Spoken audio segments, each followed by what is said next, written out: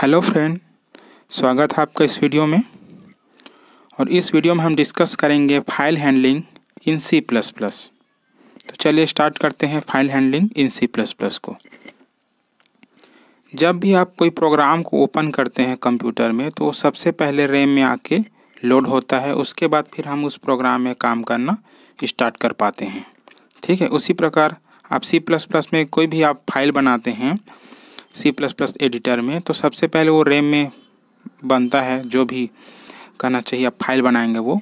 ठीक है, जैसे मान लो यहाँ पे एग्जांपल में एक फाइल हम बना रहे हैं सी प्लस प्लस का, जिसका नाम है program.cpp। ठीक है, तो वो सबसे पहले वो रैम में बनेगा, है ना, रैम में रहेगा उसका जब तक उसको हम परमानेंटली स्टोर नहीं कर देते तब तक।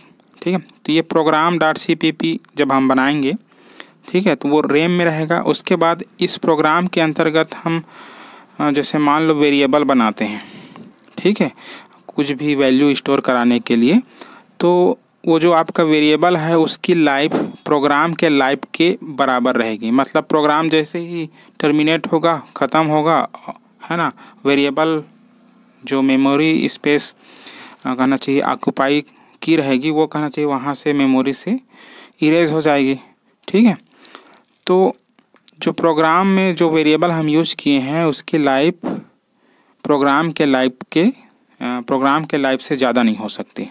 ठीक है, तो एग्जांपल के लिए जैसे समझ सकते हो, ये एक वेरिएबल है, दो वेरिएबल हम बनाए हैं ए और बी नाम का। ठीक है, और इसमें हम वैल्यू स्टोर कर रहे हैं 10 और 15। ठीक है, जैसे मान लो इसका नाम है ए, है ना, वेरिएबल ए, और इसमें हम स्टोर कर दिए हैं 10। ठीक है, बी वेरिएबल बी में हम स्टोर कर दिए हैं 15। ठीक है, तो ये जो वेरिएबल है ए और बी, उसकी लाइफ ये प्रोग्राम जब तक चलेगा तब तक रहेगा। प्रोग्राम जैसे ही बंद होगा, क्लोज करेंगे प्रोग्राम को, तो वेरिएबल में स्टोर वैल्यू भी समाप्त हो जाएगी। ठीक है, अब हमको जैसे हम चाह रहे हैं कि ये जो वेरिएबल में जो डेटा है वो परमानेंटली स्टोर हो जाए हमारे कंप्यूटर में। ठीक है, तो ऐसे में हम क्या करेंगे, ऐसे में हम यूज़ करेंगे फाइल की। ठीक है, फाइल में ये जो वेरिएबल है उसकी वैल्यू को हम फाइल में स्टोर कर देंगे और वो परमानेंटली कहना चाहिए स्टोर हो जाएगी हमारे कंप्यूटर में। ठीक है, हमारे हार्ड डिस्क में। तो सी प्लस प्लस में कहना चाहिए फाइल हैंडलिंग का कंसेप्ट है, जिसकी सहायता से हम जो वेरिएबल के डेटा है उसको फाइल में स्टोर करके रख सकते हैं। जैसे मान लो हार्ड डिस्क में एक फाइल हम बनाते हैं F1। ठीक है, तो सबसे पहले कहना चाहिए सी प्लस प्लस के फाइल हैंडलिंग कंसेप्ट में कुछ फंक्शन होते हैं जिसकी सहायता से हम ये ऑपरेशन परफॉर्म कर सकते हैं।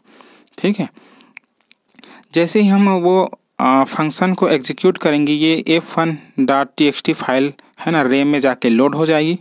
ठीक है, उसके बाद फिर हम इसमें डेटा को आसानी से स्टोर करा सकते हैं। ठीक है, अब डेटा आपका जो आपका फाइल है ना F1, वो हार्ड डिस्क से कहना चाहिए रैम में आके लोड हो जाती है अगर हम फंक्शन को एग्जीक्यूट करते हैं। ठीक है, फाइल हैंडलिंग के फंक्शन को। उसके बाद कुछ और इसमें मैकेनिज्म होता है जिसकी सहायता से हम प्रोग्राम से जो वेरिएबल में डेटा है उसको इस फाइल में स्टोर करा सकते हैं। ठीक है, तो चलिए देखते हैं। तो जैसे मान लो वेरिएबल ए है ना, अब वेरिएबल ए के डेटा को हम कहना चाहिए F1 फाइल में स्टोर कराना चाहते हैं। ठीक है, तो ये जो फाइल के जो डेटा है वो बिट के फॉर्म में कहना चाहिए इस फाइल में क्या होगा, स्टोर होगा।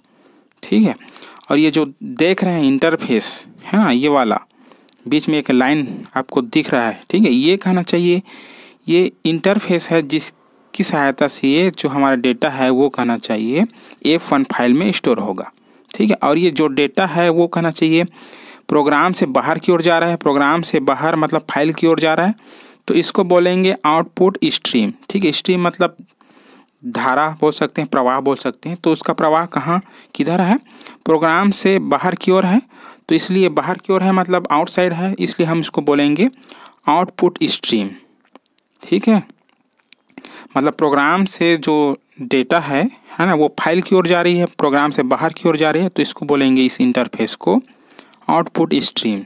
ठीक है, मतलब प्रोग्राम से जो डेटा है वो कहना चाहिए फाइल में जाके राइट हो रहा है। ठीक है, तो इसको हम क्या बोलेंगे, इसको बोलेंगे हम आउटपुट स्ट्रीम। ठीक है, चलिए मैं यहाँ पे लिख दिया इसको।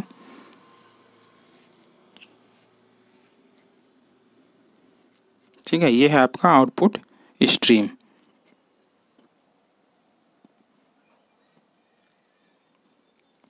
अब जैसे मान लो अब f1.txt फाइल है, ठीक है, उसमें कुछ डेटा है और उसको हम कहना चाहिए प्रोग्राम में यूज करना चाहते हैं। ठीक है, तो उसके लिए हम यूज करेंगे इनपुट स्ट्रीम, ऐसा इंटरफेस जिसकी सहायता से हम फाइल से डेटा को प्रोग्राम में रीड करेंगे। ठीक है, उस इंटरफेस को हम क्या बोलेंगे, इनपुट स्ट्रीम। ठीक है, तो ये वाला जो लाइन है वो है आपका इनपुट स्ट्रीम और ये आपका अंदर की ओर आ रहा है, फाइल से प्रोग्राम में आ रहा है। ठीक है, तो ये कहलाएगा आपका इनपुट स्ट्रीम।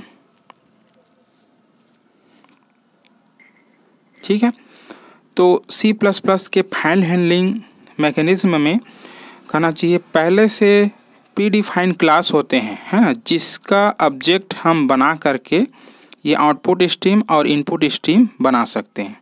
ठीक है, मतलब प्री डिफाइन क्लास का जो ऑब्जेक्ट बनाते हैं वही कहना चाहिए आउटपुट स्ट्रीम और इनपुट स्ट्रीम के रूप में काम आता है। ठीक है, चलिए कौन कौन से ऐसे क्लास हैं, ठीक है, C++ में उसको हम देखेंगे। ठीक है, आगे तो यहाँ से f1 फाइल से कहना चाहिए b वेरिएबल में जाके स्टोर होगा, है ना, मतलब प्रोग्राम में जाएगा, तो ये कहलाएगा आपका इनपुट स्ट्रीम। ठीक है,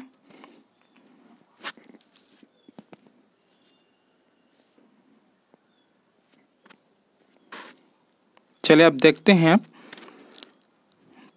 C++ के क्लासेस को। ये देखिए सबसे ऊपर में है आपका iOS, है ना, इनपुट आउटपुट स्ट्रीम, है ना, ये क्लास हैं, ये जितने भी दिख रहे हैं सब क्लास हैं। ठीक है, जैसे iOS क्या है, क्लास है और उसका चाइल्ड क्लास है iStream, sStream, बफ, oStream। ठीक है, और आपका iStream का चाइल्ड क्लास है iOStream। ठीक है, iOStream का चाइल्ड क्लास है आपका fStream और iostream.h, है ना, ये जो लाइन दिख रहा है उसके ऊपर में जितने भी क्लास हैं वो कहना चाहिए iostream.h हेडर फाइल में पहले से डिक्लेयर है, पहले से डिफाइन है। उसके बाद नीचे में लाइन के नीचे में आपका fstream.h हेडर फाइल दिख रहा है और उसके नीचे में जितने भी क्लास हैं, है ना, fstream और offstream, है ना, और फाइल बफ, ये आपका fstream.h हेडर फाइल में रहते हैं। ठीक है, सबका अलग अलग काम है। तो बेसिकली हम यूज करेंगे fstream, इनपुट स्ट्रीम बनाने के लिए हम यूज करते हैं fstream, है ना, fstream क्लास का ऑब्जेक्ट कहना चाहिए आपका इनपुट स्ट्रीम के रूप में काम करेगा, है ना, और ये तीनों फाइल हम जनरली फाइल हैंडलिंग में यूज करते हैं ज़्यादातर। ठीक है, तो fstream है, ये क्लास है, ठीक है, iStream का, और इस क्लास का ऑब्जेक्ट आपका कहलाएगा इनपुट स्ट्रीम और fstream दोनों के लिए यूज होता है, इनपुट और आउटपुट, और offstream आपका आउटपुट स्ट्रीम बनाने के लिए यूज होता है। ठीक है, तो offstream का ऑब्जेक्ट, है ना, offstream का जब ऑब्जेक्ट बनेगा वो ऑब्जेक्ट कहना चाहिए आउटपुट स्ट्रीम को रिप्रेजेंट करेगा। ठीक है, और ifstream क्लास का ऑब्जेक्ट जब हम बनाएंगे तो वो इनपुट स्ट्रीम को रिप्रेजेंट करेगा और हमको पता है इनपुट स्ट्रीम और आउटपुट स्ट्रीम क्या होता है ना, तो क्लियर है। और fstream का जब ऑब्जेक्ट बनेगा तो वो उसमें दोनों प्रॉपर्टी होंगे, है ना, इनपुट स्ट्रीम बना सकते हैं और आउटपुट स्ट्रीम भी बना सकते हैं। ठीक है, तो आउटपुट स्ट्रीम कब बनेगा, जब हम offstream का ऑब्जेक्ट बनाएंगे वो। ठीक है, तो offstream का ऑब्जेक्ट रिप्रेजेंट करेगा आउटपुट स्ट्रीम को। ठीक है, और ifstream क्लास का ऑब्जेक्ट जब बनाएंगे वो ऑब्जेक्ट रिप्रेजेंट करेगा आपका इनपुट स्ट्रीम को।